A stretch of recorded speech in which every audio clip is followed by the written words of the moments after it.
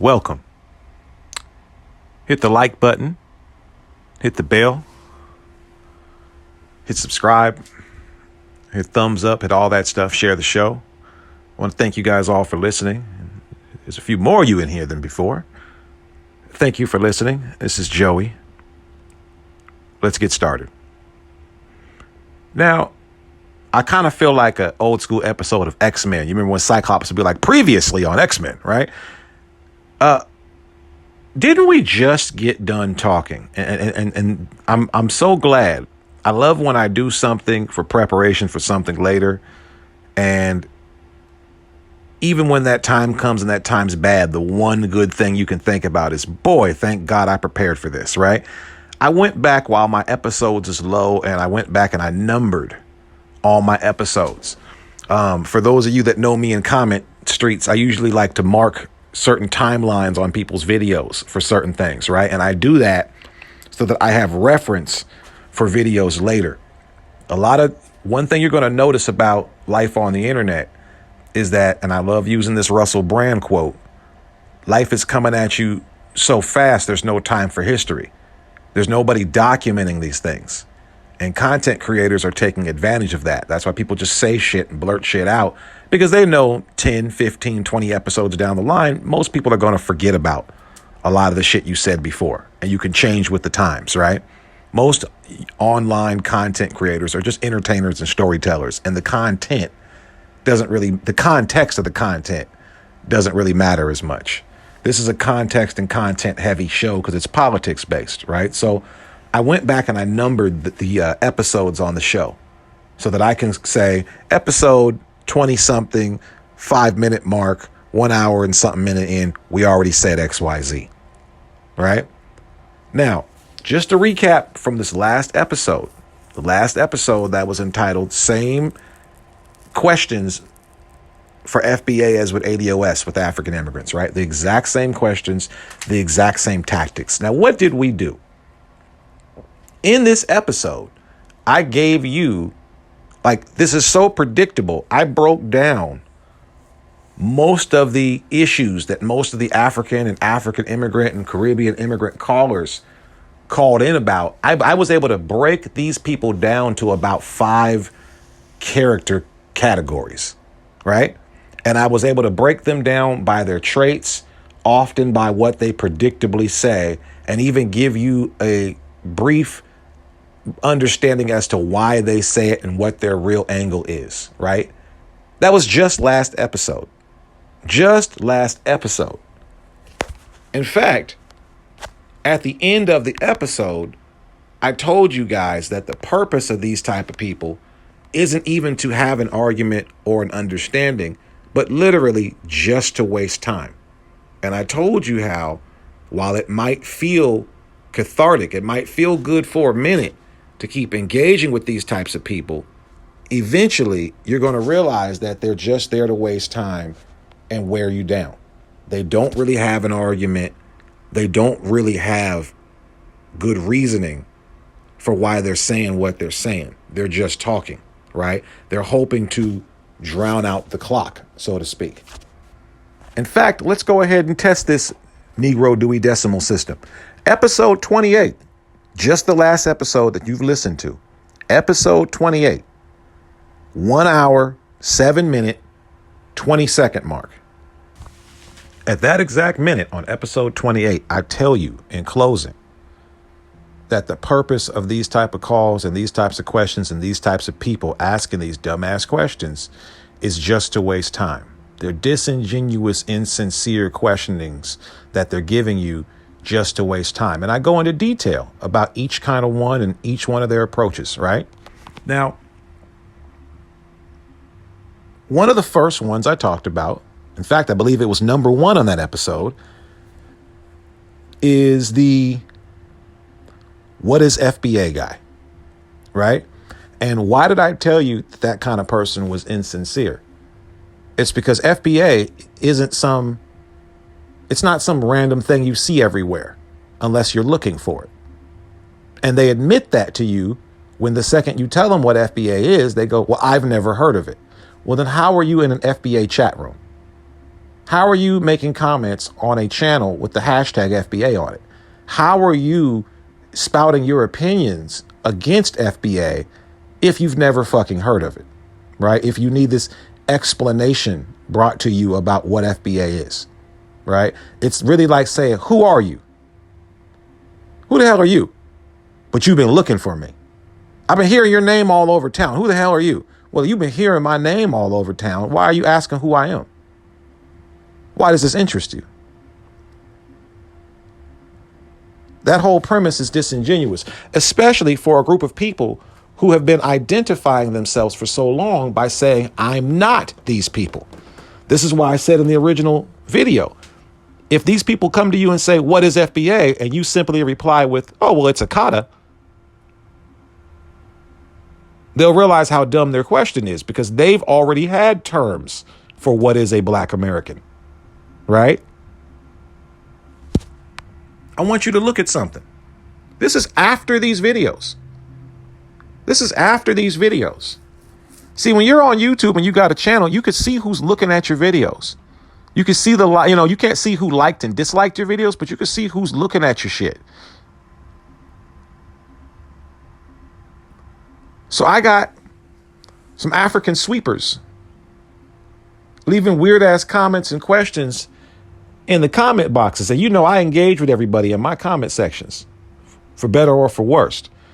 And I just wanted to kind of point out some examples of what I'm talking about. Now, keep in mind, this is after I pointed out this episode, what kind of people these people are and how they represent themselves and the dumbass questions that they'll ask, right? This is after that. So I'm doing this episode, it should be a short one, to just kind of show you, one, how, like I told you, these people are here to waste time. Two, that they're predictable and repetitive. And they could be categorized. They're so predictable and repetitive, right? So here's an example of a number one. Look at Jonathan Dosu in the comment sections. Now, this is after videos. Remember, I told you guys from the beginning, I said, I don't really like to get into the African stuff, but it has to be dealt with because the Africans have African pride cover-up strategies. They got African pride cover-up syndrome, man. Like, they can't keep it real about what's going on in their countries and what's going on in their life. We all see them running, but in order to make them feel better, they have to go with that I'm an African prince moving from my homeland to establish an outpost from Wakanda stories, right? So this kind of stuff that we're talking about really bothers them. Really, when you think about it, if FBAs were completely inconsequential to Africans, us forming off something in the corner really shouldn't matter to you. If we're really of small power and little regard, like you state, you know what I'm saying? When's the last time you really got worried about a bunch of ants collecting off somewhere in the dirt, right? But the reason why it bothers them is because a lot of their identity is tied up into our identity. Now look at this man. I'm posting the picture up. Look what this nigga's asking after hours. Remember, it's not like I'm Joe Rogan on the internet. It's not like you come to YouTube and the first thing YouTube does is throw my videos in your face. I got 160 something followers. Thank you for each and every one of y'all, by the way. So for you to find my videos, it's not like I got one video that's so the new hotness that I got 1.2 million views on it or something. Got a couple of hundred views on most of my videos, right? So for you to find my little ass on this corner of the internet, it's very disingenuous to come all the way here and ask me what is FBA like you don't know what FBA is.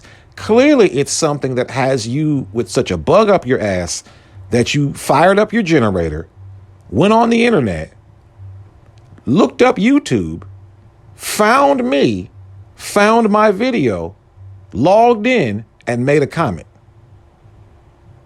I'm not the most popular nigga on the internet. So for you to find me, you was typing in FBA.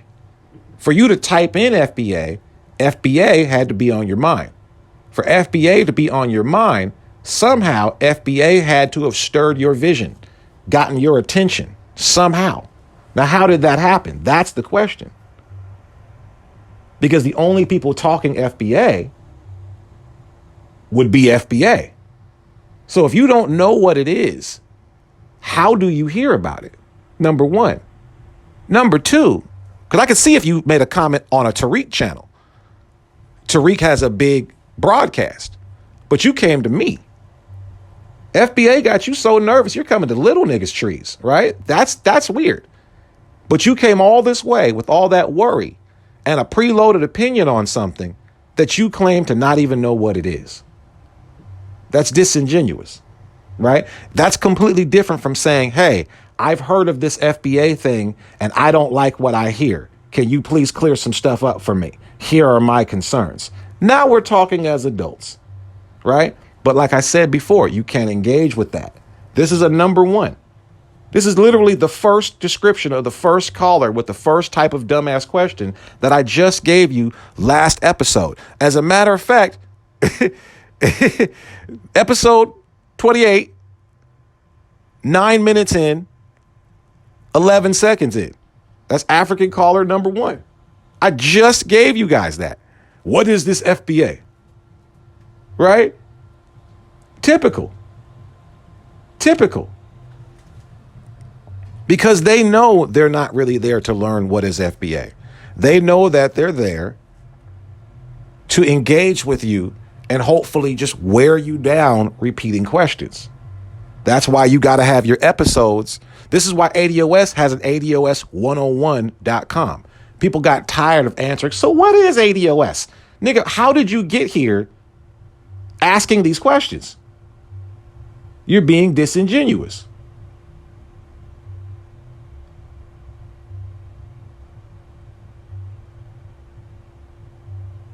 Now, the second woman I'd like to point out, she's got a number of question comments, right? But I want you to look at some of these because, again, this is stuff we already went over that proves my point. And it's not that how dare you ask these questions because I've already figured out everything because Joey understands the galaxy. It's how dare you come to my page asking questions that even if you disagree with them, right? See, coming in and saying, I disagree with your premise of is one thing. I can respect that. But coming in asking fake ass questions about things that were already answered in videos that you're making comments in the comment sections of just shows how disingenuous you are. Now look at this woman and look at the first question. Look at the first damn question in her list of questions that once you get to the bottom of, they're not even all questions. They're mostly comments, right? Look at her list of questions and look at the very first question that I put up. Why do you direct your questions specifically to African immigrants and not the majority Asian and Mexican immigrants in the U.S.? That's really her first asked question when we had a whole video, right? Like, remember, again, and I can just keep using video references. I can't go back retroactively and put these shits up and make up timestamps. It's YouTube, right? I can't make this shit up. That's really what she asked after sitting through. Like, just again, think about this. You sat through my videos. You came to me. I didn't throw a video in your face. You came and found my corner of the internet, and you're going to ask why I'm focusing on African immigrants specifically and not Asian immigrants and Hispanic immigrants when episode 25 is literally called African Flags Turn to White Flags, Asian Immigrants Up Next. Right? So you kind of missed out on that part, right? You missed out on that part. And you formed an opinion or a question based on information you didn't have. You asked that goofy ass question. Look at the next question. Why do you believe that it's Africans who carry the burden of making sure immigration benefits Black Americans? Now, this woman left that question on an episode called, this is a Prelude show, African Americans versus Africans, Nigerian accidentally exposes the game plan. Now, she left this comment on that episode, where the entire premise of that episode, this is a person who listens to the show, apparently, because you wouldn't find me and leave comments on my show unless I'm assuming that you listen, right? These are very, very info deep, long videos. These are long form videos. You're going to ask, why do Black Americans feel like it's Africans' burden to benefit Black Americans when we had an entire episode called what? What do we have an entire episode about to get to the bottom of this shit? What do we have an entire episode about to get to the bottom of this shit? What was the whole premise of the very episode, the Prelude show, Africans, Americans versus Africans, Nigerian accidentally gives away the game plan?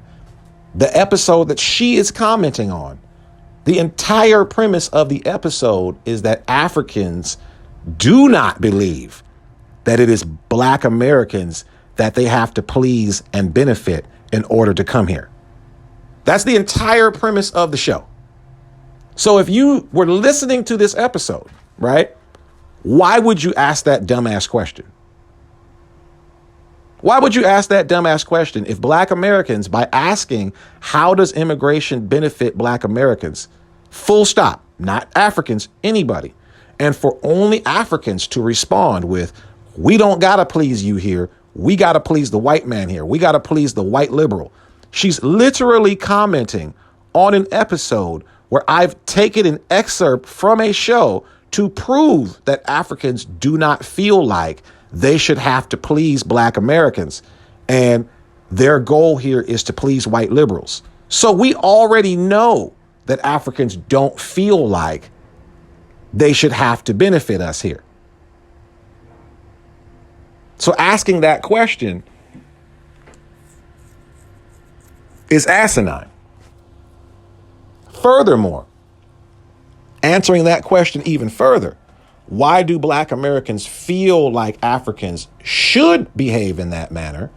Well, like I've said before, and also in that episode, because what Africans fail to realize is that Black Americans fighting for your safety and existence here is an active, present day, constant thing that requires constant effort. We slip for even a moment and you niggas is getting whipped back to Haiti. That happened this year. We slip for even a moment and they won't even mention that you're getting left off them trains in Ukraine and can't get home. Your governments barely help you. That's the thing that I think a lot of Africans living in America and living all over the world don't understand is you really think you're out here bowling and hitting them strikes. No, we're your bumpers. We keep you from gutter balling. So that's why you should be worried about, boy, I hope that the Black Americans feel like this thing benefits us. Black Americans pulling out of the immigration shtick with the Democratic Party ruins immigration for everybody, not just Africans, but especially Africans. That's why you should feel like Black Americans should feel like that it should benefit us. But we answered all of that in a video that you sat through and made a comment on. So what that tells me then, and I wish YouTube did this. I wish YouTube, when people leave comments, I wish it would snitch and tell you how much of the video they've actually watched when they decided to make that comment.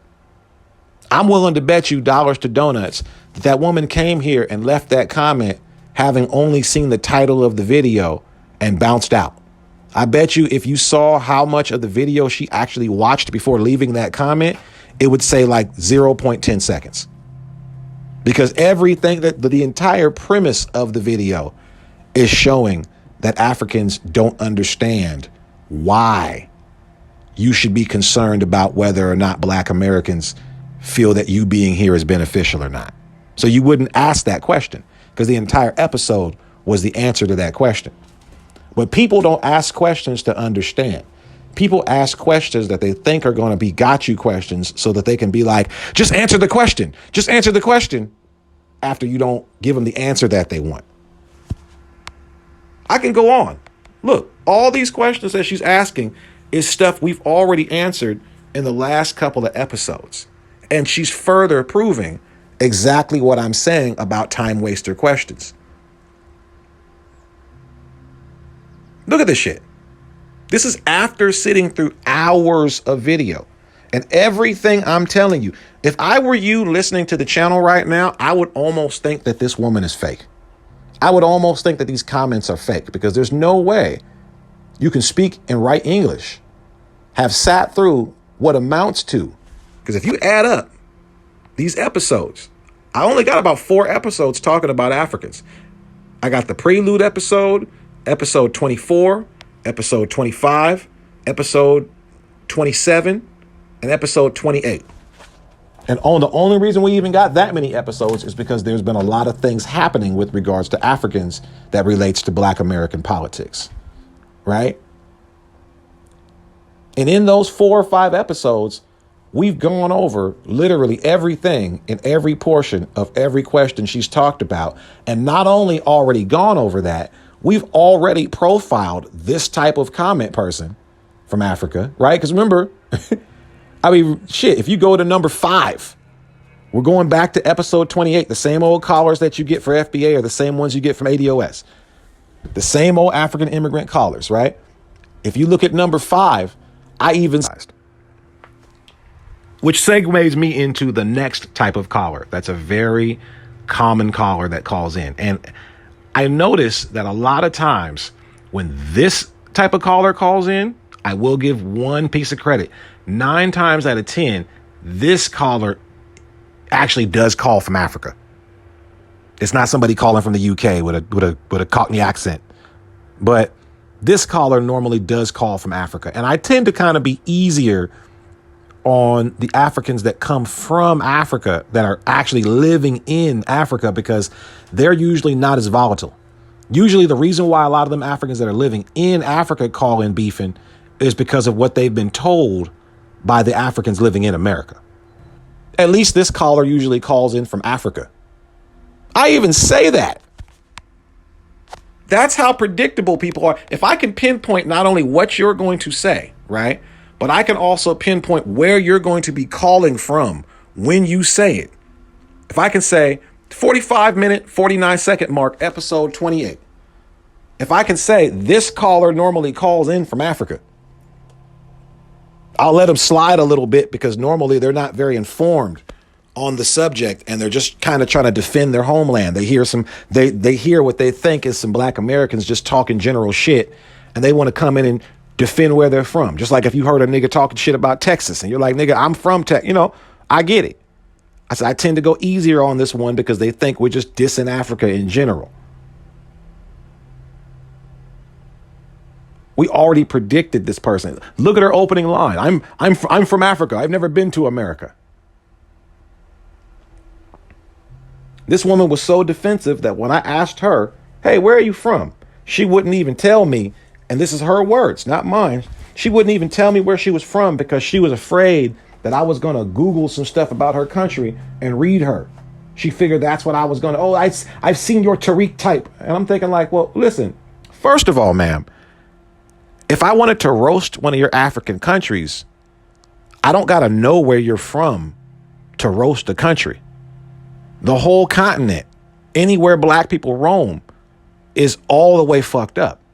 And knowing what country you come from specifically would just really amount to me knowing the specific flavor of fuckery that happens to go on in your country. You can point in any direction on the continent of Africa. You could stand in front of a projection of the continent of Africa and just start pointing in any direction like a clock hand. And it's like, what's your flavor of fuck up? So I don't need to know your specific country, right? I've always been tempted to just give like a yakko, wacko, and dot complete breakdown of all the bullshit that goes on in every state in Africa. All of them. You don't even have North Africa. That's not like white folks made up a word. White folks are very good at wordplay, and they'll make up a word that'll scientifically describe something and be a low-key insult at the same time, so that when you call them on it, they're like, what? All we said was this. Niggas made up a term to let you know you don't run shit in your own continent. You're called sub-Saharan Africans. Now, we know sub-Saharan geographically means that your countries are beneath the Sahara Desert, right? Below the Sahara on the map. But we also know what sub means. They made a way to minimize your status even in your own continent. You want to know how I know it's wordplay? Because what white folks do when they're on a landmass, anywhere where the white folks aren't is talked about like the backyard. When black folks are on a landmass, anywhere the black folks are is talked about like the backyard. They're going to call you sub-Saharan Africans like you're under the desert, like the desert isn't the goddamn blight. Everything above the Sahara is the blight. It's a bunch of sand dunes and treacherous valleys and shit, right? All the people live underneath the desert. They live below the desert. You would call the desert the blight. You would be like the Africans, and then that's called the Sahara wastelands. The people living up in the wastelands, all the Arabs living up north in the Sahara deserts, ass draft would be referred to as the wasteland people. You don't believe me? Look at Australia.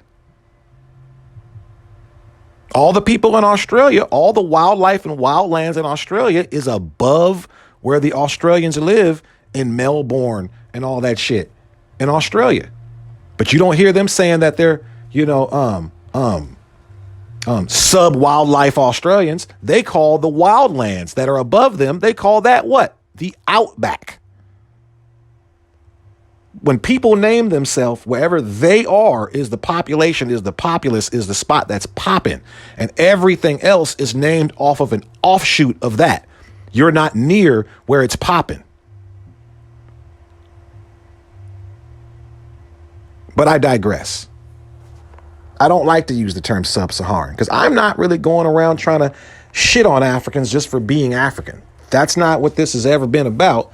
And we've said this on previous shows, right? But people don't hear that. People come here for the African versus African Americanness because we love beef. And a lot of Africans got a lot of hate in their hearts for Black Americans. Now, how am I able to pinpoint your location, your argument, a rebuttal to your argument, and explain why you're making the insincere argument? Look at the time dates on these episodes. How am I able to make all these things weeks and in some cases months before you've even come and made a comment? Because you're predictable. Now, what was the last thing I said about dealing with African immigrants? The very last thing I said the difference between dealing with African immigrants and dealing with Asian immigrants and dealing with Hispanic immigrants is that with Hispanic immigrants, with Asian immigrants, with European immigrants, with Jewish immigrants, there's a point where you can say, take me to your leader. These people are self-led. There's groups and organizations and influencers within their communities that are driving the prime directive of what they want to do forward. They have their own willpower. They have their own agenda. When you're talking to African immigrants in America, they're just happy pawns. They're happy pawns that know that they're getting screwed over in this deal, but the screwing over that they're getting in this deal here in America is 10,000 times better than the screwing over they would get where they're from. And they're perfectly happy with being a part of the screwing over, so long as they can eat. And they'll tell you this to your face. They know that at the drop of a hat, white folks can change their mind and send folks packing back where they came from. They live in fear of that. That's why this Ukraine thing has them so shook. Remember, every single time now that we've seen some kind of a tragedy hit the world, the first thing that happens is the niggas get dropped. You're the temp workers of the world. And you think that shit's cool until your whole card gets pulled in front of everybody. And that's what the Africans don't like. The Africans would rather focus on the African pride mark of looking like you're doing good. And this is a nigga thing. We do this too. Than to actually be doing good. Africa's like that girl that she got a nigga with a little bit of money. And she want to show you that she got money and she's got the new purse and she's doing better now. But when that nigga call her out her name in front of her whole family in public and shit, and she got to go with him in the bitch, get in the car. She got, I got to go. Right. When she show up with that black eye that she's trying to put makeup over and she telling you, but when we make up, it's good. When you see her out in public and she got her head down and her hands at her side. And every time you ask her a question, her boyfriend's answering for her. Right. She don't want you to see that side of how she's living and what she's doing to be able to get that purse. And that shit don't make her feel good. She know that shit don't look good. Africa wanted to sell you that Africa is rising shit. Like we all couldn't see that China was hoeing you out. Like we all couldn't see that. China's giving you all kinds of free cigarettes and fucking ramen packs and shit. And you're not realizing you getting groomed, right? Everybody else in the world could see it. There was all kinds of National Geographic stories about China making Africa China's China.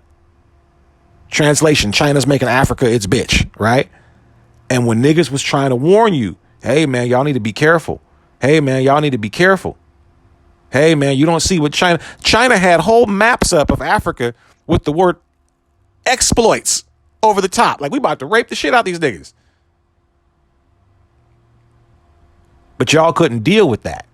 Y'all kept telling us, oh, you just jealous of Qatar because you don't have land. Oh, we are going to school in Guangdong. We are going to school with it. We are doing business. They was trying to tell us they was doing business with the Chinese. Like we didn't see a payday loan and didn't know what that was, right? Then what started happening? China played you just like we said. China started taking all your radio stations, your media. China taking shit you didn't even know that you could take. China's taking Africa's waterfalls and shit. And rather than keeping it real and going, hey, man, we need some help with this, y'all trying to hold on to that African pride and going, no one's taking our stuff. You did what you do every couple of 100 years. You handed it over from the Arab masters to the European masters, and now you switched it over from the European masters to the Asian masters. Got your kids over there speaking Mandarin and shit, having to stand in kung fu poses and shit, otherwise they get beat with bamboo rods. Nigga, you send your children out to lay down on the muddy ground so that Chinese men that you've made chiefs in your country can walk across them like human bridges. You do these things. And let me speak to this woman. I believe her name is, she didn't want me to know what country she was from because she didn't want me to spread that gospel on her. But I was able to tell her in the message. You know, see, they be thinking black Americans are dumb when it comes to African information. I happen to know Muwambazi. That's a Zambian name. And furthermore, simply clicking on the woman's videos. See, this is the phoniness. You can tell in this text, she's trying to make it seem like she's some well-to-do traveler amongst the world. If I travel to the U.S., it's not going to be because of white or black Americans. It's going to be because I have a passport, an air ticket, and dollars to spare, right? You see what I'm saying? Which is funny because you literally couldn't have a passport to a country without the country letting you. Like Africans forget there was whole African exclusion acts in America that we knocked down, but I digress, right? Secondly, you're trying to make it seem like you just big balling in Africa. And if you decide to come out here, you know, but then I click on your videos and it's the same old sad songs of white folks coming into your country. Zambia is a large copper producer. White folks then came into your country, made a backroom deal with the government, the government of Zambia, right? Made a backroom deal with the government of Zambia right over its people. So you can't tell me that's not political because it literally involved your government, right? Made a deal right over the Zambian people and is giving all the people to Switzerland all this fucking wealth. And the people to Zambia, you got your kids out there scooping up copper with their bare hands, getting exposed to all kinds of metal issues and diseases. You got your kids out there buck naked like they work in the Carter, serving up product for the white man. And you're mad about that. But you don't see what issues we got over here with the same type of government. You're mad about that. You know the people in the Zambia are fucked up. I'm not even saying that with any kind of malice or making fun. See, that's the thing that they get caught up in. They're so caught up in African pride and thinking that they're competing with us. That when they hit setbacks, rather than looking over and trying to unite with Black Americans, they're over there trying to save face and be in denial because they'd rather suffer on them trains and let their people die. Not the people that are in the situation. The people that are in the Ukraine, the Africans that are in the Ukraine right now that are trying to get home, when you're in survival mode, you'll do whatever. You got Nigerians that are stuck in the Ukraine right now that they'll do business with the Nigerian government to get out of the Ukraine, even if it means they got to go to Ghana for a minute.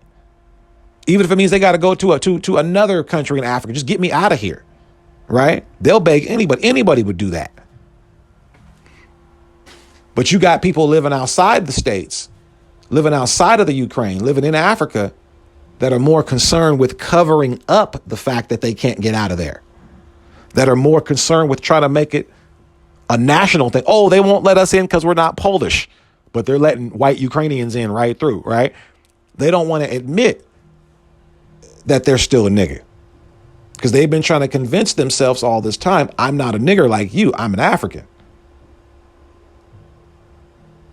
It's very, very difficult to cover that reality up. We keep seeing you Africans getting punked on the world stage. And the only thing Black Americans think when we see that shit is, shit, they wouldn't do us like that. We'd raise hell.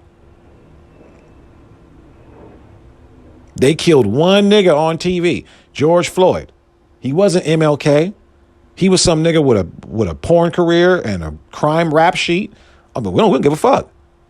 You killed him. We'll burn all your cities down. It cost them. When niggas say Black Lives Matter in America, every black life is potentially worth billions of dollars. Billions of dollars in property damage.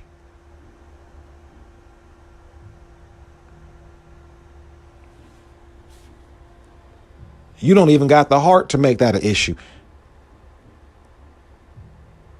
You letting people come in and steal all your gross domestic products to the point to where you really can't even call it stealing. You let your government hold you out like that in the Zambia, right? This is why I laugh. See, all these places, rest assured, if niggas from America all of a sudden started moving to the Zambia, just like what happened in the Gambia, watch all of a sudden you get a land minister. That'll put a stop to that shit. So you're going to put a stop to a couple of niggas moving in your country, but you ain't got shit to say about that giant copper sucking machine sitting in the middle of your country right there. That's literally sucking out all your wealth.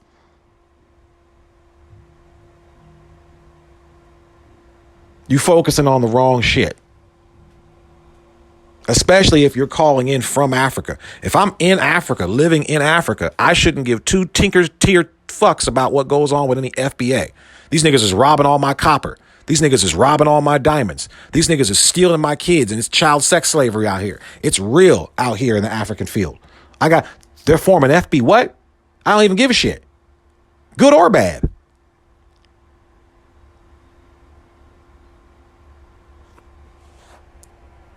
This is the kind of shit that we're talking about. It's the insincerity of the engagement of the conversations. We had an opportunity to get some information out of you. When you ask somebody a basic ass question and they give you a non-answer, whether they know it or not, they just gave you an answer. Hey man, I'm hitting you up about that house I was going to sell. I told you I'd hold it off the market for you for a minute, but I'm trying to get this money. Do you got the money to buy that house right now or not? Because if not, I'm putting it on the market. I got people that want to buy it right now. Oh man, nigga, I'm trying to get at you, bro, but I'm trying to get this. Okay, you don't got it. If you can't answer, yes, I got the money right now, I'm trying to get down, your answer is no.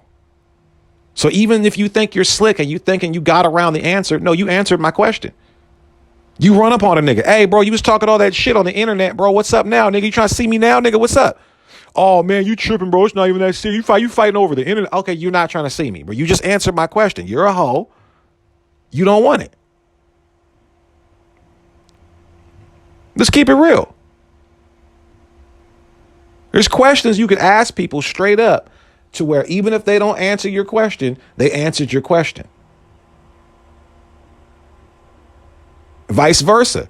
There's answers you can give people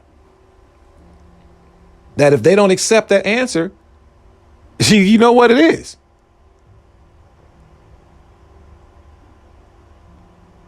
So we asked y'all straight up. Keeping it real, we didn't even ask y'all. This is what I keep reiterating. The thing that's supposed to be the answer to how does immigration, full stop, benefit Black Americans is supposed to be some of those immigrants are Black. The fact that Black Americans don't jump at that answer anymore is in itself proof that we hate Africans now. That's how the logic works, because the only answer that they really have for you is some of those immigrants are Black. That's how immigration is supposed to benefit a Black American. So us not accepting that as an answer is us saying we hate Africans to Africans. You not allowing us to have this relationship, this deal that only benefits you and really sets me back means you hate me. Sort of similar to how when you start telling white folks, yeah, it's kind of racist out here, we got to improve that racism. Rather than wanting to improve the racism, their answer for you is going to be, well, if you don't like it, then you can just leave America. Because they're telling you racism is such an integral part of America that to try to separate it from America would be akin to destroying America. We can't have America without racism. So if you don't like it, you can leave it. People don't realize when they're saying one thing, they're saying something else. Everything nowadays, especially on the internet, is based off of insincerity and saying shit without really admitting that you're saying shit. So we asked y'all straight up. We asked the world straight up, how does immigration benefit Black Americans? And everybody else wisely got quiet. You don't hear shit from the Hispanics. You don't hear shit from the Asians. You don't hear shit from the Jews. You don't hear shit from the Europeans. The only people that came over and stepped up and said something with their chest out was Africans. And Africans couldn't even tell you how they benefit Black Americans. They just figured they was going to walk in the room and go, what now? Because I'm Black like you. And niggas said, and like we were saying, how does immigration benefit Black Americans in America? Here we are. We asked you a straight up question and your answer was some of them are Black. And when we said that's not a good enough answer, your backup answer was like I told you, we don't have to benefit you. We have to benefit white liberals. White liberals. You notice, again, let's revisit what she said. Let's revisit what she said. Why do you believe that it's Africans who carry the burden of making sure immigration benefits Black Americans? Immigration always benefits those immigrating and the government coffers of the country being immigrated to. So that means that under your understanding, African Americans, people who have lived in the country and are a part of the country, tax-paying citizens of the country who are supposed to be a part of and a beneficiary of any victories from the U.S. government, just like every other American, right? You feel that this group of Americans is somehow separate from all that. And if you can come in and please one group without the other, then you're good. See, you couldn't have that conversation if you had a bunch of white folks on the Republican side saying, how does immigration benefit Americans? You wouldn't see any Africans interjecting themselves in that conversation. No Africans would call Fox News.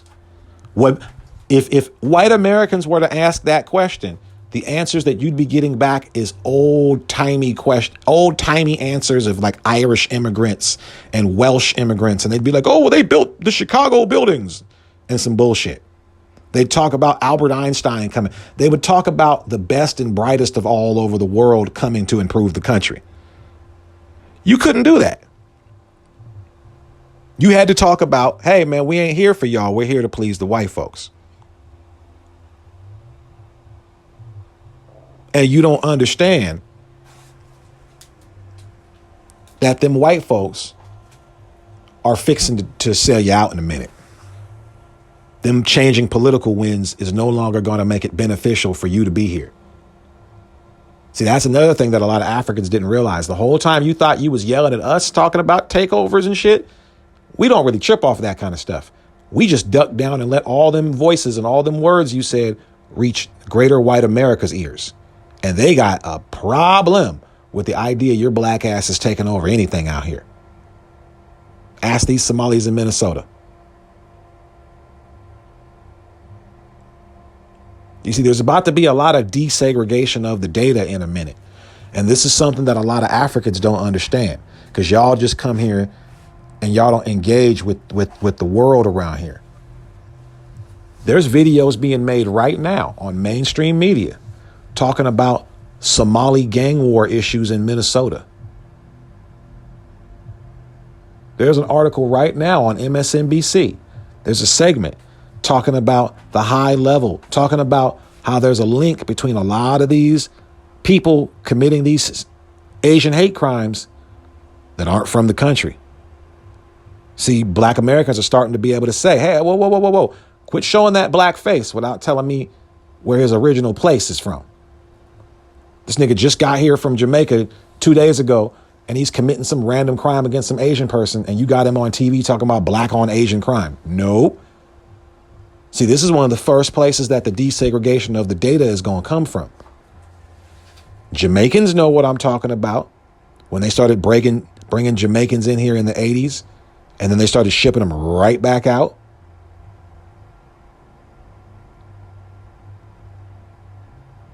It's finna get ugly for you out here.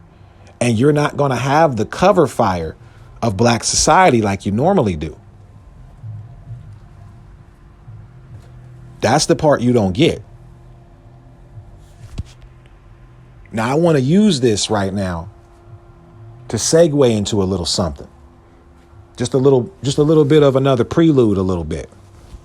Because this is stuff that requires a lot of research and clips and shit. And I got a life. You know what I'm saying? I got kids and shit. I don't got time for this. I'd rather just give you the facts, give you a couple of links, and you do your thing. But we trying to increase the production value of these videos, right? We're trying to slowly but surely come up. You guys are kind enough to subscribe. I want to give you guys better content.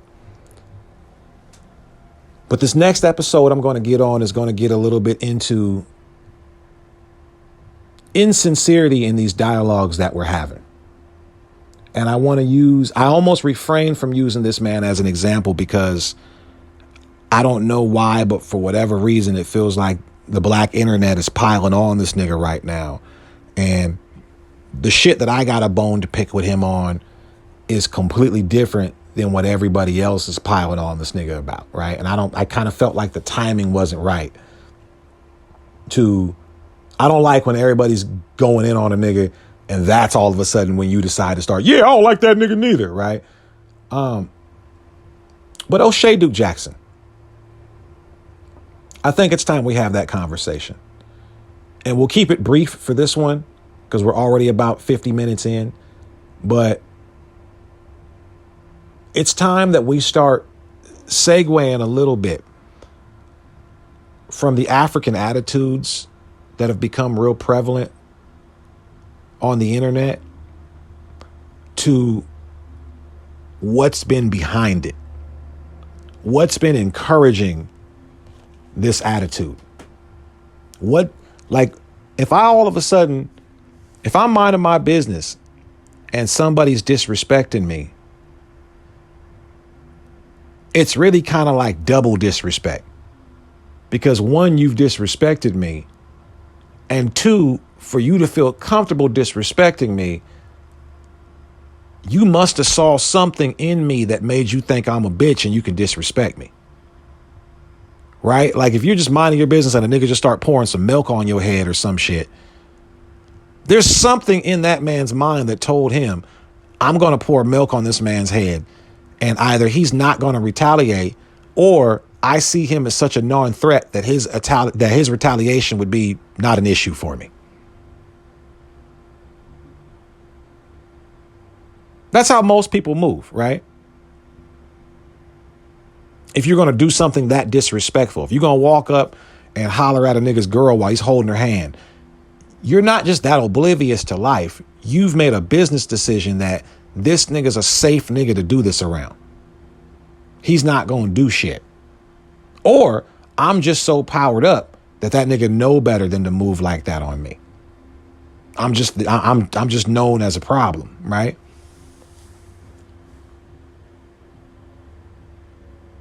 When I see how O'Shea Duke Jackson moves, I've been studying him for a minute. I've been studying the manosphere for a minute. And I've been looking at how they move. But the most interesting dude out of that whole ordeal is O'Shea. And the reason why I say that is this. O'Shea is very much the straw that stirs the drink over there, because O'Shea is a very smart dude that understands human, specifically black psychology. And he's been using that understanding, that mastery of that understanding, to really kind of exploit black Americans for a while. I'm going to date myself a little bit here by giving this reference, but I always do. Before World Star, before the Shade Room, before Media Takeout, there used to be a much more overt, much more heavy-handed, ham-fisted, overtoned website called Hot Ghetto Mess. I don't know if it's still around. I don't know if it's changed its name or changed its content. But Hot Ghetto Mess used to be like ghetto cat pictures for black people. Like it was a website where we would collect and show and share embarrassing ass ghetto pictures of broke ghetto people. People who are in front of low rent nightclubs wearing outfits they shouldn't be wearing that don't look good. All sorts of bad body built women wearing tight leggings way past their prime. Niggas wearing 6X tall t-shirts in 2012. You know what I'm saying? Just shit that was clearly out of date. You can tell it's some backwater club with peanut shells on the ground. And we just having a yucca buck because we as black folks understand we get the context that this is not all encompassing of black life, right? These are just a small smattering of ain't got they shit together niggas that we're having a quick yuckle about because they know that shit don't look right and we got to do better, right? Well, Hot Ghetto Mess became so popular that it made it to a TV show. And I don't remember all the details. I just remember how it happened. I remember how I felt. And I remember what people were saying about it. I can't remember if it was on the WB or on UPN, but it was on one of them embarrassing Negro networks, right? And they had Charlie Murphy as the host and everything. And they tried to make it like a platform show, sort of like a Tosh.0, where you got the comedian that sees the skit, then makes a funny comment about the skit. You know, we all know the platform and the program. And black folks, upon realizing that we weren't the only people watching this show, and upon realizing that we weren't the only group of people laughing at these black people, and most importantly, upon realizing that everybody else, unlike us, didn't have the context and therefore didn't understand that these people were not all encompassing of black life. Translation, these people who watched the video that weren't black thought this is how black people are, quote unquote. We stopped finding it fucking funny. And we had to pull it back, and we got that show taken off the air. I think that show lasted one episode, maybe two. It could have lasted the whole season for all I know. But amongst black credibility, that shit came and it went. And even the website's popularity dwindled down because we realized it's not fucking funny. O'Shea Duke Jackson's channels are geared with that same energy. And what O'Shea does, that the Hot Ghetto Mess show tried to do, was give you this content, this ghetto ass content, under the guise of shaking our head and pretending like we look down upon this, when in reality, you eat this content up. You can't do a show like Hot Ghetto Mess where you're showing all this ghetto ass coon shit and then try to make your slogan, "We have got to do better," as if you're looking at this stuff with some degree of disdain. No, you're eating this up. Your audience eats this up.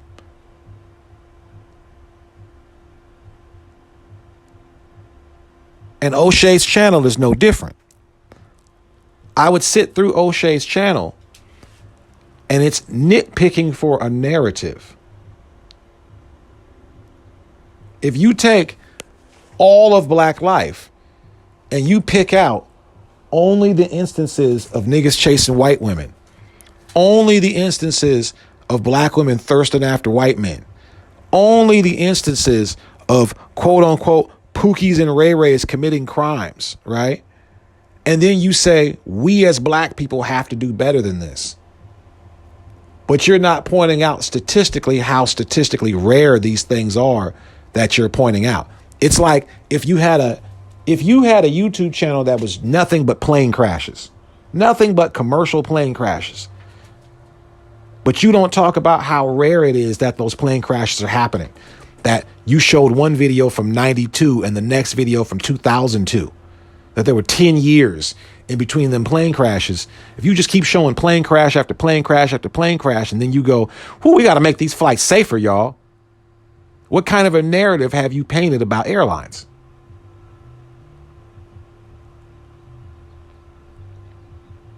You show all these ghetto videos of black people. And see, black Americans weren't really tripping on it because we thought, okay, this nigga's just kind of clowning us to us.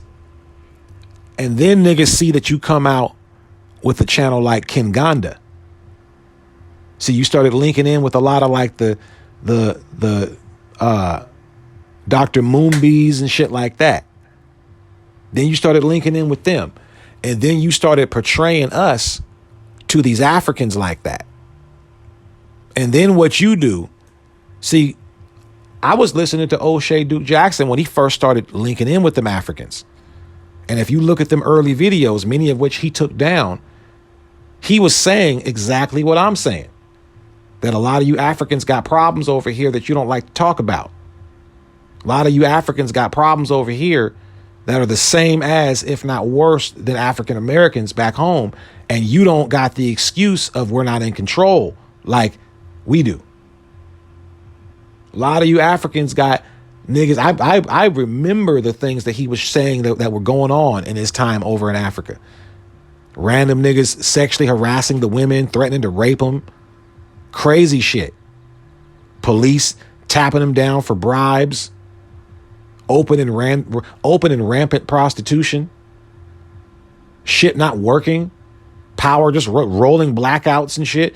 That was him complaining when he first got there before somebody tapped him on his shoulder and got in his ear. Now when you look at O'Shea Duke Jackson, when he's doing his Kinganda channel, this nigga think he Phil Scott. He be articulating his voice. He talked to them Africans like he talking to white folks.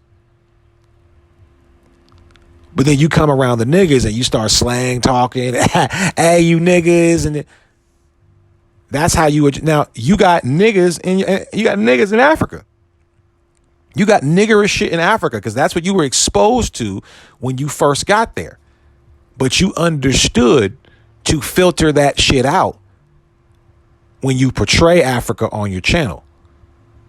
Because a nigga will come tap you on the shoulder if you don't. So that tells me you know what you're doing. You're providing a certain narrative about Black American people. Which brings me back to Tariq Nasheed. Now, when a nigga like Tariq Nasheed, who's got a bigger pull than you, starts removing the wool from people's eyes about how Africans are really living out here. See, people like to go with the African narrative. There was one article that came out that said, hey, Africans are actually doing pretty good out of all the immigrants coming out here, right? Now think about this. The article was put out to compare you to other immigrants. Hispanic immigrants, Asian immigrants, European immigrants. You would think if an article came out that compared you to other immigrants, that your focus on that victory, that you're doing better than these people, would be the people that you've been compared to, other immigrants. Africans took an article saying that Africans are doing the best out of all the immigrant groups, not as an open invite to compete with other immigrants, but they took that as a sign that their competition was Black Americans. Which is odd and telling. That's odd and telling.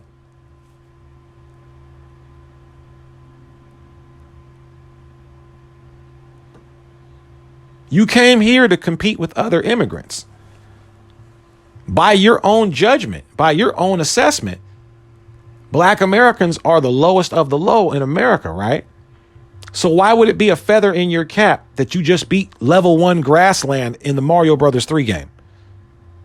What's so special about that? If I were an immigrant group and somebody just told me I outperformed the Asians, I'd feel like, wow, that's a big accomplishment. And they tell me, oh yeah, you outperformed the Black Americans. I'd be like, all right, what? Do I play basketball? Why would I care? By your own account, right? But it's a big feather in your cap to compare yourself to Black Americans for some weird reason, despite saying that we're nothing to be compared about, or nothing to be compared to, excuse me. It makes little sense.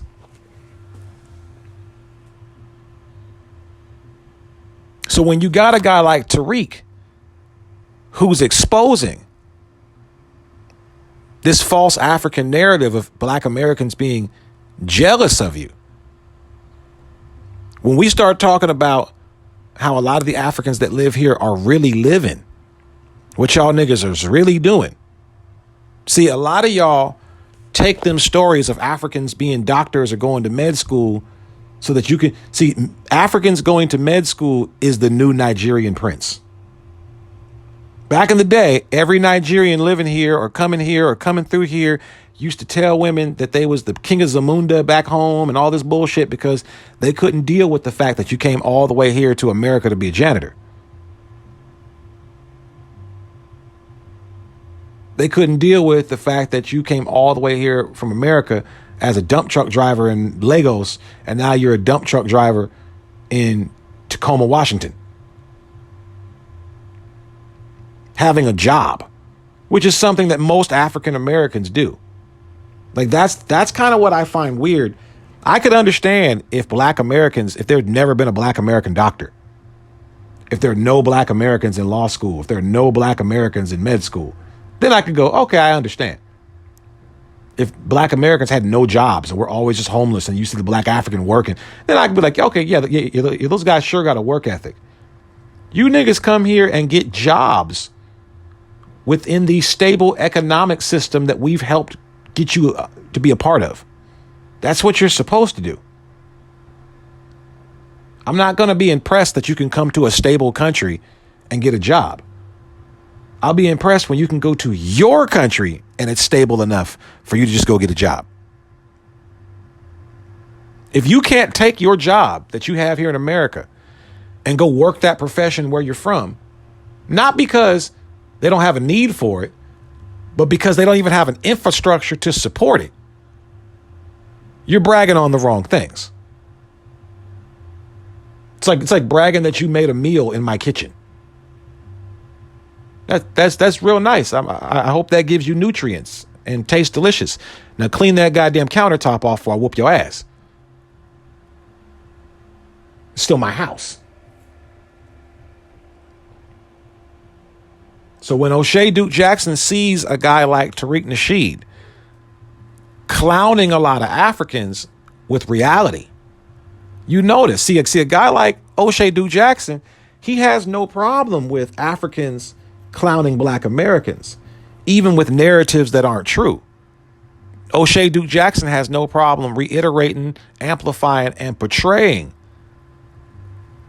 those stereotypes about Black Americans to his African colleagues. And when he sees it happen, he doesn't say nothing. But when those Tariq jokes got to snap it a little bit too hard, a lot of them Africans had middle school and elementary school flashbacks about being clowned for them sandals. Niggas had Carry to the Rage flashbacks. And when you saw O'Shea Duke Jackson make a straight up video about that, this nigga looked like Glenn Beck. This nigga looked super serious. This nigga looked bothered and perturbed by what he was hearing from. We clown, we roast because we don't achieve. The fuck are you talking about? Nigga, you've been roasting Black people and Black Americans every episode on your shows. Talking about weaving and sandaling it up and all that shit. Black life and Black blight is entertainment for your audience. You sell Africans Black American suffering to make them feel better about themselves. That's your show now. That's the niche that you found. You promote. Just think about this for a minute. There's no Kinganda version of the manosphere. You don't have no African manosphere that you done started. You have a whole manosphere network of niggas, right? You haven't started no African manosphere where you talking shit about African women and doing these Sunday Rumble. See, even that Sunday Rumble thing, that was some Don King shit. You'll have niggas that got beef, and rather than under the guise of hashing it out, pretending like, hey, brother, we here to just figure out what the issue is. Really, you're hosting the beef on a 5-hour ass show so that you can get all that controversy from the beef on your show. He's really been making a lot of hay off of exploiting niggatry in the Black American community. And we don't ever say shit because he knows how to position himself and word it just right to make it sound like, hey, brother, we're just trying to have an understanding.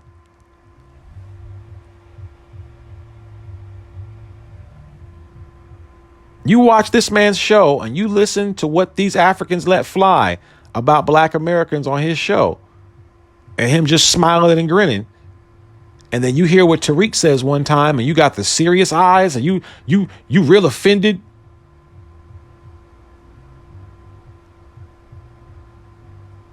That shows you right there who you think the little brother is, right? I said in the previous episode, your little brother starts hitting you and tapping you. People going to be like, well, you got to just be the bigger person. You lick one shot on your little brother and he go flying across the damn room. Everybody in the room that wasn't paying attention. Hey, you're bigger than him. And that's how people treat the Black American, because they know if we wanted to boss up on the Africans, we could. You mad about niggas roasting you. Like y'all niggas didn't just host African Takeover Day at a fucking HBCU. Pop quiz, hotshot. If you talking about we all the same and we all Black and it's all just a boat ride and when the police pull me over, they don't ask if I'm Nigerian, why the fuck are you having African Takeover Day at an HBCU? What are you taking over from your own self? Would you have African Takeover Day at a predominantly white institution? I mean, since you guys are just so prevalent, Since you guys have just overrun all the Ivy League colleges, according to every Nigerian, why isn't there African takeover day at an Ivy League school? It's because you know better than to do some shit like that. It's because them Ivy League schools are still putting nooses on your doorknobs and shit. You know you're a pet when you go to them Ivy League schools. And what you don't realize that you've done, get real biblical. I'm going to get a little biblical on you guys for a minute.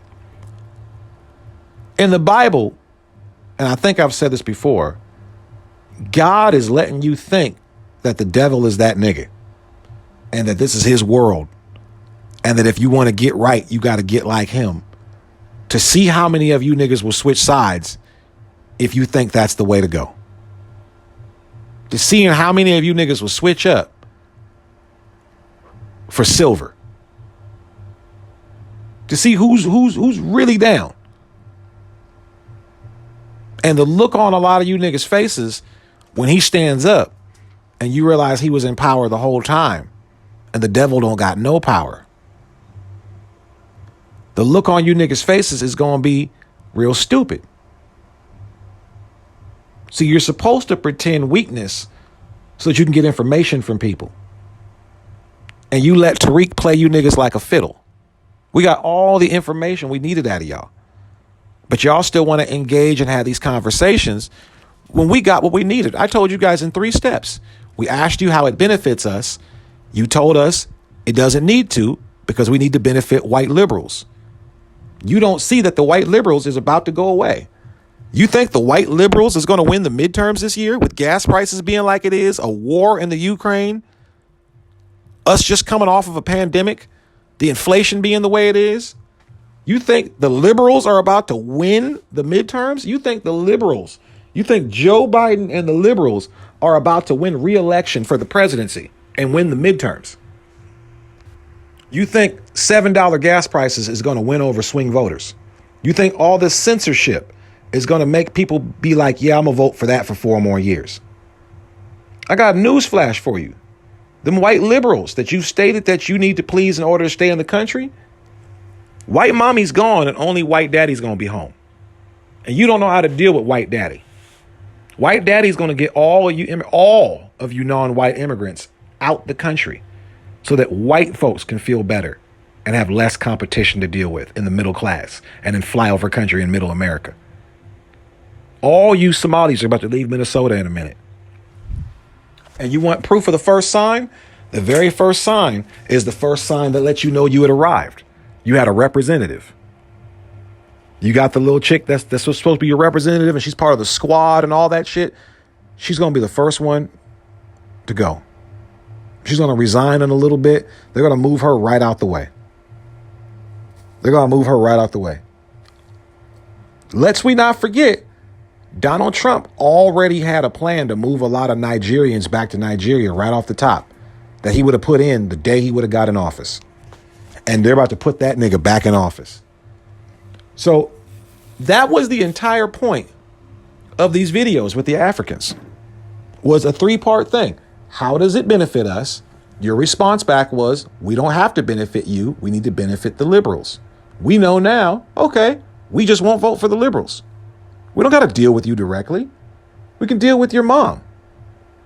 We can just tell white mommy, we're not voting for you guys. And not see, and then here's another thing that a lot of Africans don't understand about the political winds in this country. Not only do Black Americans have the option to just let you get swept up in the upcoming and ensuing red wave, but let's just say we did want to get involved and get some action. If we told the liberals, all right, fine, we'll vote for you, but no more Africans. We want you to adopt the same anti-African measures that the Republicans were going to adopt. You know, you can keep your Hispanic immigrants and your Asians, but no more Africans. The Democrats would drop you in a heartbeat. You're not a big enough voting base to be important to them. You're not even 10% of 10%.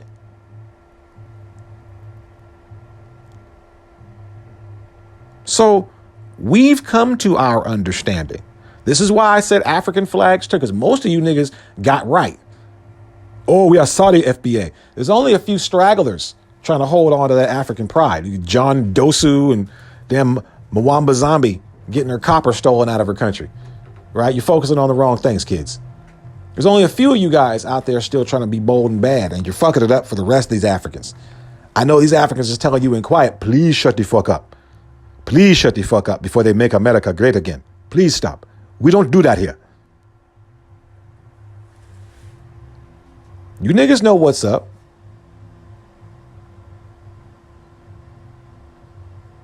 These changing political winds is going to make people put some respect on our name. And yes, we do have to engage the Asians and the Hispanics, but we do got to do differently with them because they have leadership. They're not just happy pawns.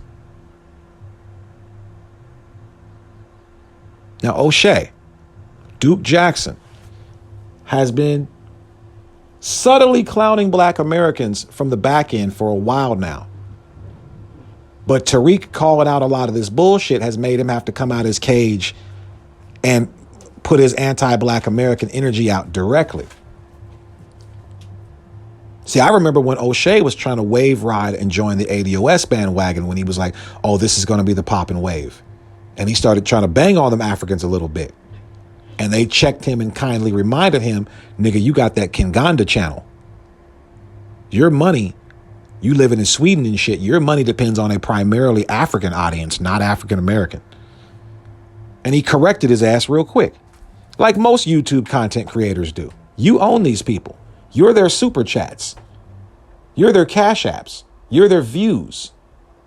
So if you decide you don't want to see some shit and their numbers go down, them niggas will come right back up with the same content they was giving you that made you stick around. I'm not going to get into his Epstein shit because I don't got no conclusive evidence on that. But I do know I've been seeing this dude for a long time. And if you want to just know what type of a nigga O'Shea is when it comes to black Americans, just look at his titles.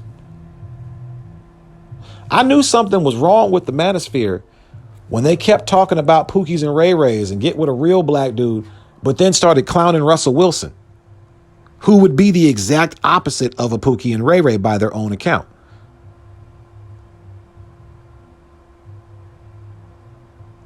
They do a lot of things and put a lot of effort into pumping up a gender war within the black American community that they don't do with them Africans.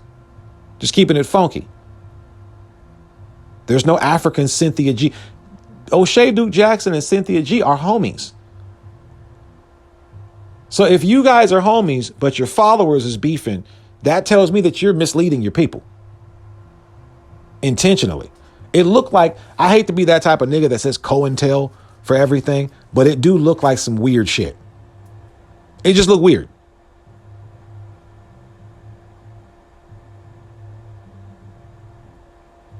And why you would decide. See, O'Shea Duke Jackson has done videos on Tariq roasting other people all the time. O'Shea Duke Jackson was a major proponent of the FBA versus ADOS beef. O'Shea Duke Jackson has amplified roast that Tariq has done when it's with other African Americans. But suddenly that roast turns over to Africans. And now he got his serious face on. You got your serious face on now. Which shows me that you like throwing grenades in black American communities. You like starting shit amongst black Americans and seeing the trouble ensue and seeing the chaos. But the second that mud flinged and flickered on a couple of Africans, now you're offended. You can dish it out, but you can't take it. You love putting our dirty laundry out there for the world to see, particularly Africa to see. But you don't like it when niggas start telling the truth on y'all. You see, Africans have kind of learned something on the internet that you can, you remember that old school Geico commercial where the chick was coming out with the ugly dude talking about she was dating a French model and she's like, they can't put anything on the internet if it isn't true. You know what I'm saying? Africans have figured out that it doesn't matter if we actually improve our conditions or if we improve our countries. It only matters if we portray our people and portray the state of our countries to look like it's doing better. And then people from our countries will start to feel better about the reality of their conditions. A lot of Africans living in America work menial ass jobs and barely get by, just like a lot of Americans living in America, right? You got a lot of Africans that come to America that kill themselves because they can't bring themselves to tell their family that they haven't become the big fancy American success story that they tell their folks back home that they are. And it's hard to keep sending those remittances back. It's hard to keep sending those remittances back. Remittances is the money that Africans send back to their countries. They really, really, really rely on that back home. So imagine that your family all put the last of their little money together to send you off to America, and you're supposed to be kicking it back big time style, doing it big in America. But they don't know that you drive for Uber. They don't know you work for the airport.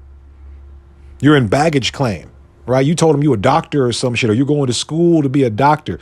And let's start to break down that claim real quick. Black Americans, hell, all Americans, we all know the whole going off to college shtick, right? So many Americans, quote unquote, go off to college, come back with degrees and bullshit, got jobs that ain't got shit to do with the degrees that they're in, because really you went off to college to explore your sexuality or find your identity or do some soul searching. You didn't do too much school in college. Let's quit pretending like everybody that's African that's in college is one credit away from their doctorate degree. No, that's not how it goes down. A lot of you Africans come over here and end up fucked up in the game just like everybody else, which is fine. That's life, right? But we don't hear about that from the African narrative. The African narrative is 100% of the Africans coming to America are complete and total successes, and they're all doctors and lawyers. When really the number's closer to like 20, 30%. A lot of Asians come here to America and end up living in slums and living in ghettos and living in shit sties. A lot of Hispanics doing menial work and shit like that, lawn care. Hell, a lot of white Europeans come over here and become failures. The thing is we don't get to hear about those. We don't get to hear about my city right now. You got whole Somali gangbangers, Somali gangs running through the city. They don't have a special Somali on white crime division. They don't keep a stat of that. They just say black people. And then these same Africans come over here and say, oh, you blacks with your crime, knowing that you get to dump all of your degeneracy off into the black boat. It makes you nervous when people say, no, there's going to be a black category and a black African category. Makes you very nervous. California just passed a bill saying that, yes, lineage for native black Africans will be noted. Lineage for black Americans, not African Americans, will be noted on the census. Lineage will be a determining factor for the reparations in the state of California. That's a problem for Africans because you've been able to +1 yourself on everything meant for us up until this point. Up until this point.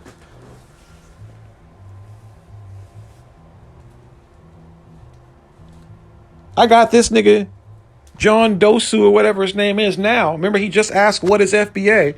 And I just pointed out to him, I just sent him a link with the video that Ben already said that shit and let him know you've been figured out, bro.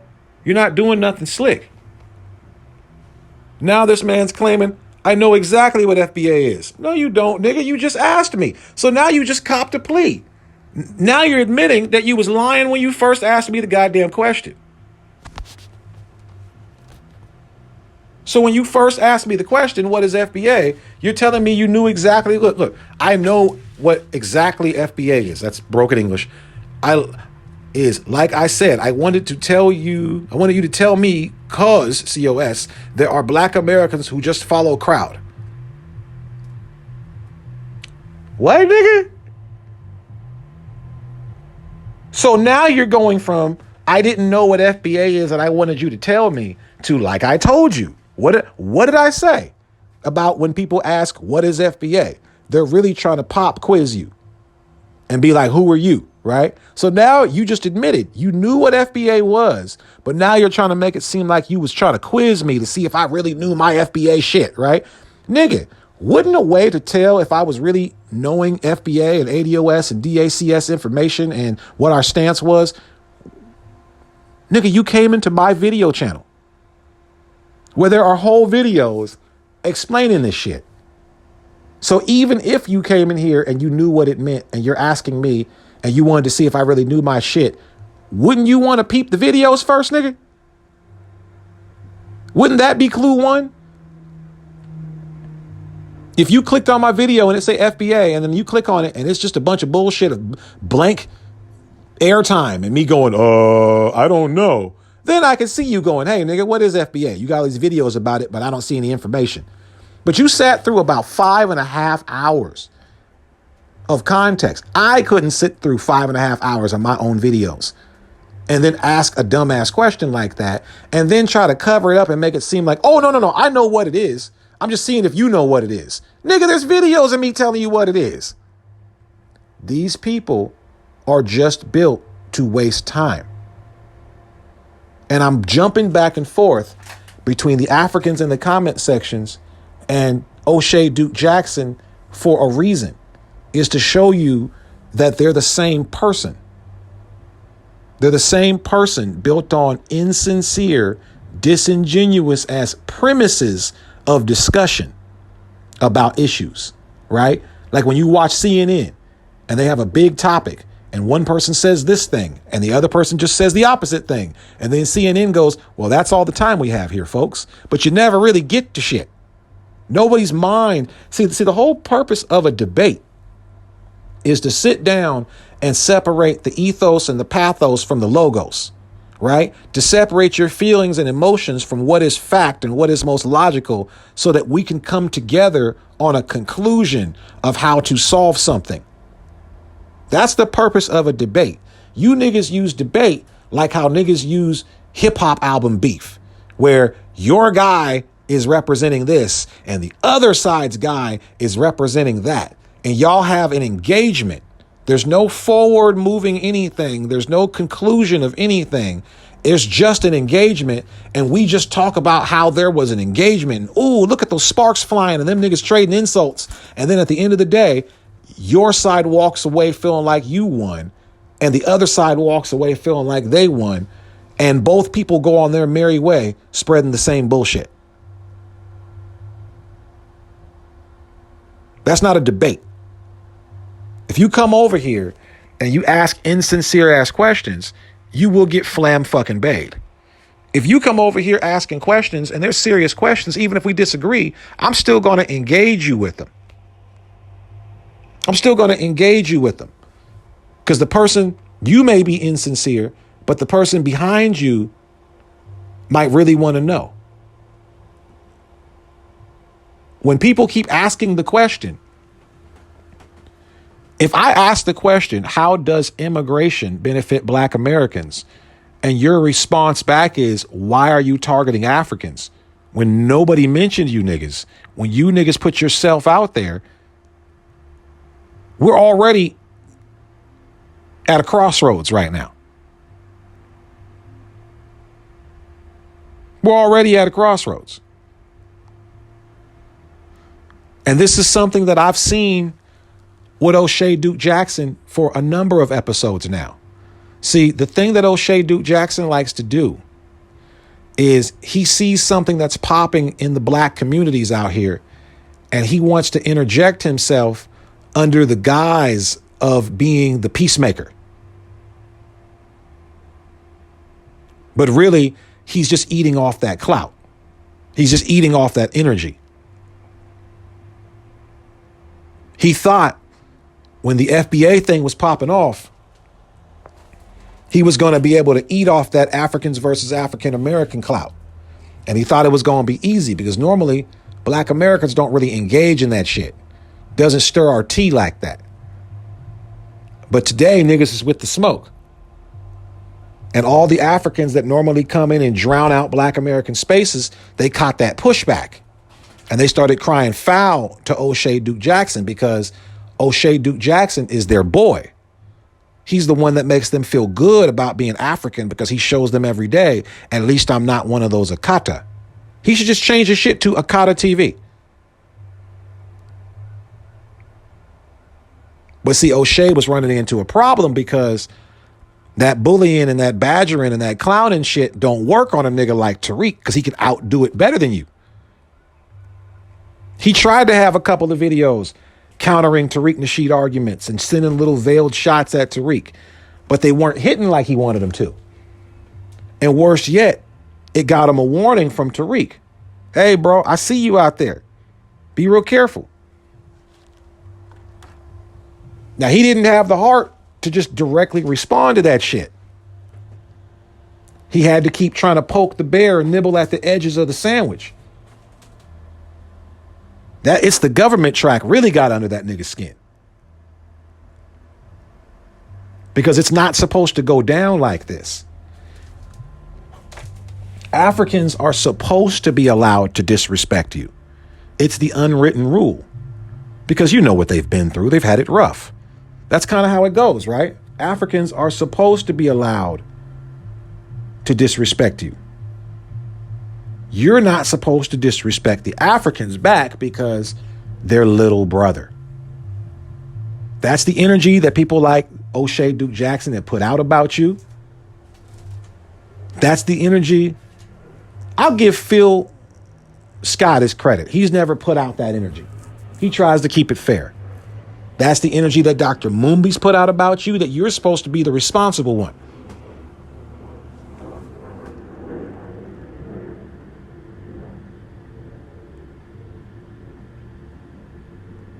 And now that niggas aren't tolerating that ordeal, you realize the Africans don't really have much power of influence over black America like they thought they did. All that Pan-African shit done vanished.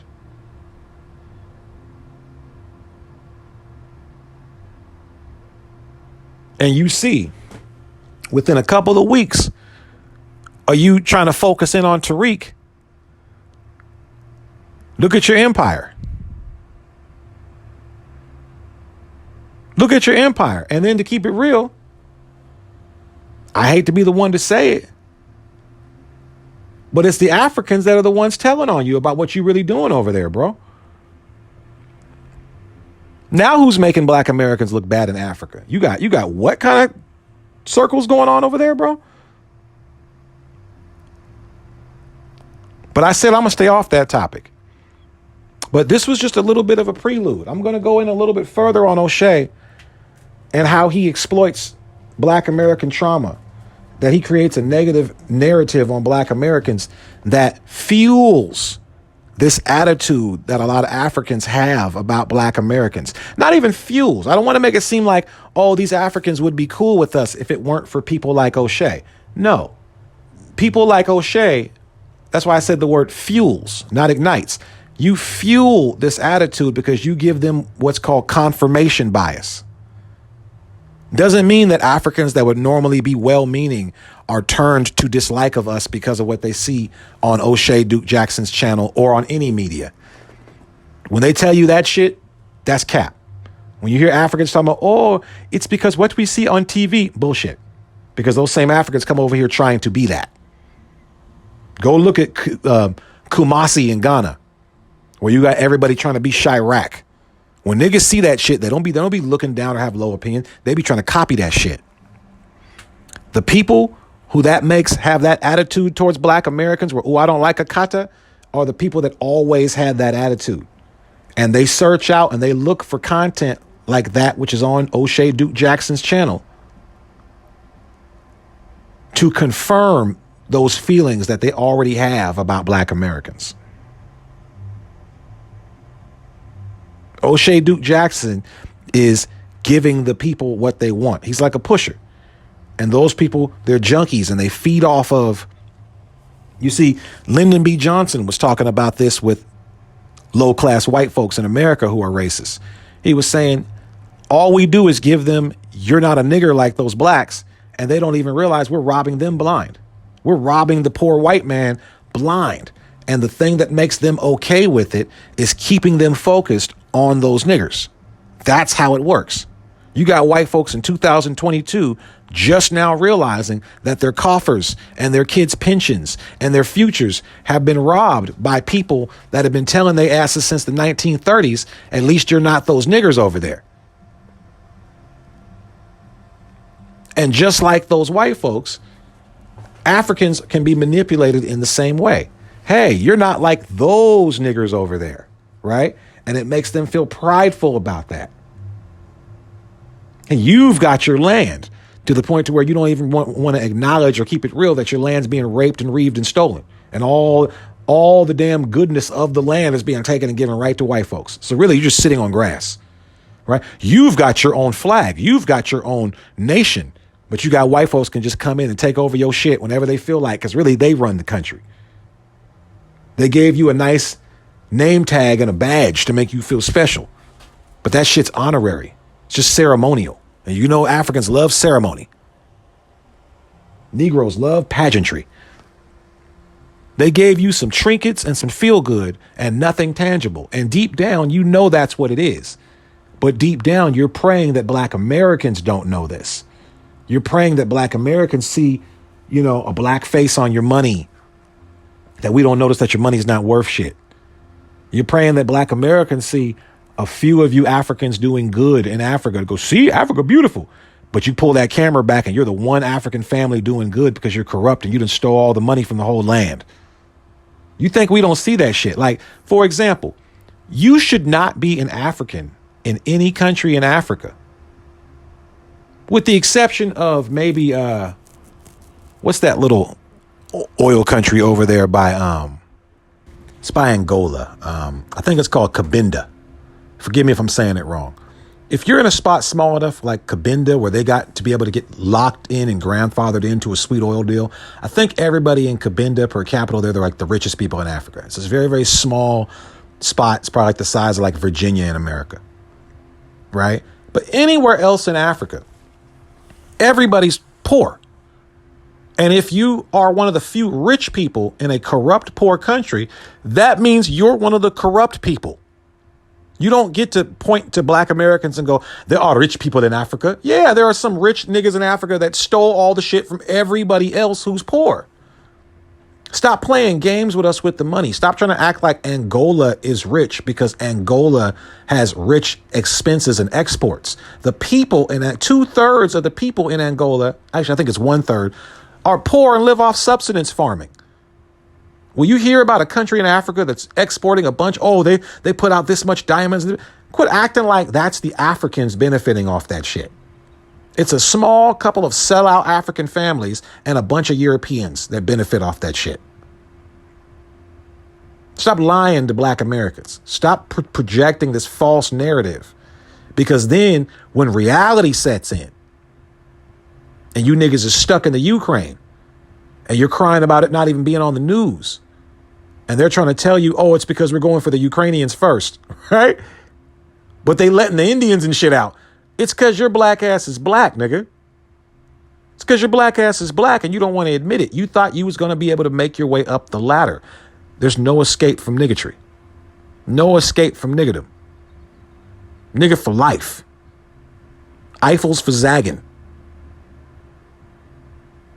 That's what hurts the African.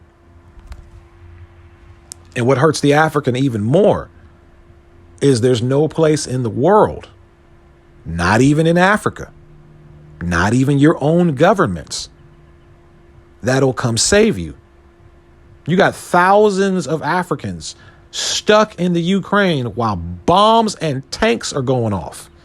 And the only two friends you got in the world are a reluctantly merciful Vladimir Putin and Black Americans. Your own leaders in your fake leaders in your countries, they ain't even saying shit. But I've spoken too long on this matter. We'll get a little bit more into O'Shea Duke Jackson on the next episode, but I really want to get back to real political shit for Black Americans. You see how this took us down a road. This should have been one episode with the Africans. How does it benefit us? Oh, you guys understand that you don't benefit us? Okay, now that we reached that understanding, how do we deal with the Africans? Okay, they feel like that they're empowered because of the white liberals' power here. Depower the white liberal, the Africans fall along with it. Should have been a 20-minute episode, but here we are 4 episodes in. But yeah, next episodes, we are going to be focusing back on Black American politics. Signing out.